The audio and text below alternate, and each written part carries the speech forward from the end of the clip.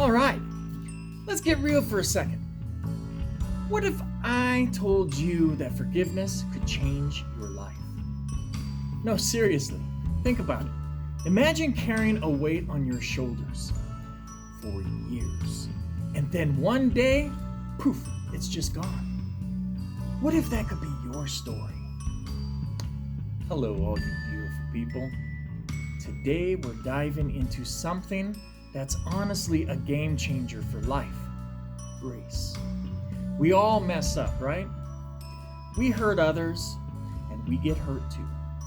And if we're being real, forgiveness isn't always easy.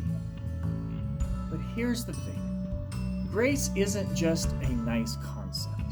It's actually the heartbeat of what Jesus is all about. In John 8, 1 through 11, we see this epic moment where Jesus shows us what grace really looks like in action. He flips the script on judgment and chooses forgiveness instead.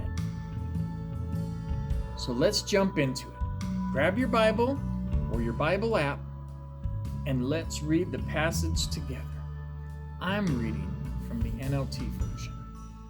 Jesus returned to the Mount of Olives, but early the next morning he was back again at the temple. A crowd soon gathered and he sat down and taught them. As he was speaking, the teachers of religious law and the Pharisees brought a woman who had been caught in the act of adultery.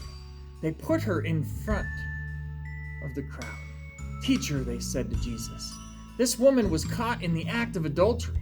The law of Moses says to stone her. What do you say?" They were trying to trap him into saying something they could use against him. But Jesus stooped down and wrote in the dust with his finger. They kept demanding an answer.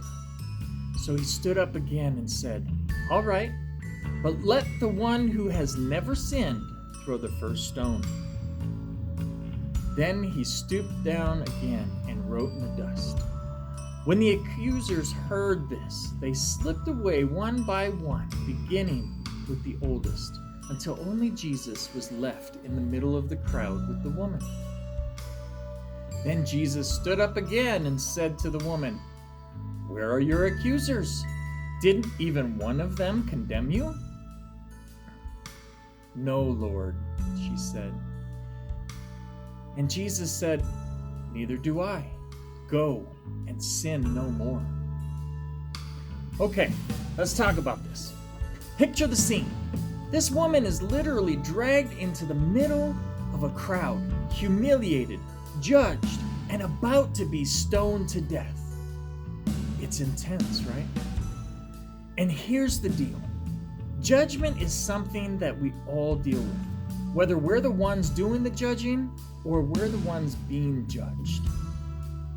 It's easy to hold grudges, to get stuck in that cycle of resentment and anger.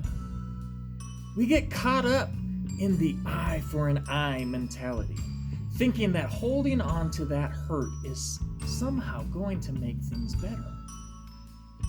But let's be real, it doesn't. When we're stuck in judgment, we're trapped. It's like a prison that we can't escape from. And the hardest part? We think we're justified. We think we have the right to hold on to that hurt because, well, they hurt me first. But here's where Jesus steps in and flips the script. Now, what does Jesus do in this situation? Everyone's expecting him to agree with the crowd and say, "Yeah, let's stone her. She messed up, and that's what the law says." But instead, Jesus does something wild. He bends down and writes in the dust, and then hits them with, "Let the one who has never sinned throw the first stone." Boom. Mic drop. Jesus isn't saying that what the woman did was okay. He's not brushing it under the rug. But he's showing us that grace goes beyond judgment. Grace acknowledges the wrong but chooses forgiveness over punishment.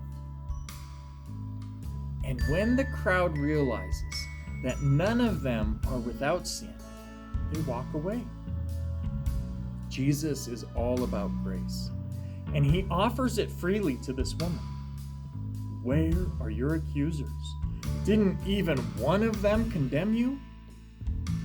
And when she says no, Jesus replies, neither do I. Go and sin no more. That's the beauty of grace. It doesn't just forgive, it also empowers us to change, to walk away from our past and step into something new. Grace sets us free. And this isn't just some Bible story from 2,000 years ago. This is still for us today. Think about the people in your life who have hurt you, the people you've judged or held grudges against. Jesus is inviting you to let go of that weight, to offer grace instead of judgment. Let me share a story. There was a girl I knew who had been hurt by her best friend, and we're talking major betrayal. She was angry, bitter, and honestly, she had every right to be. But the bitterness started to eat away at her.